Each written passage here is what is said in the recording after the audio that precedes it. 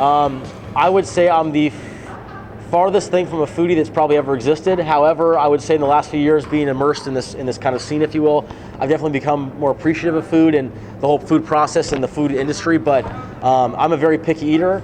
I don't eat pasta. I don't eat rice. I don't eat beans. I don't eat soup. I mean, it's laughable of how picky I am.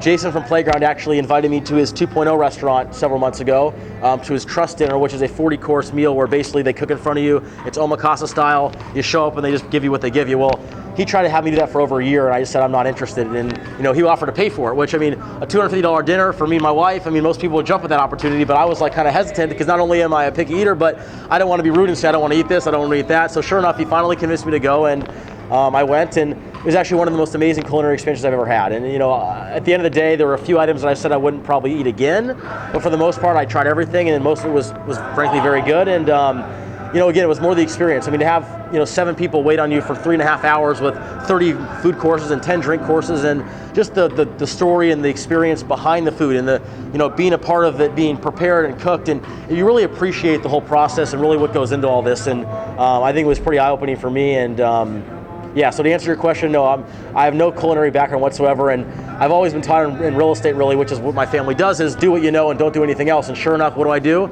I opened not only a restaurant, but 15 restaurants, really. So I've kind of gone full circle. And then when you throw in the incubator kitchens and the demonstration kitchen and all the different moving parts that come into this facility, I mean, I like to say that I think I know the food industry or the restaurant industry pretty well now, but I still have a lot to learn, and I'm learning every day. So they had a Wagyu beef, I want to say, that was like the A7 out of Japan.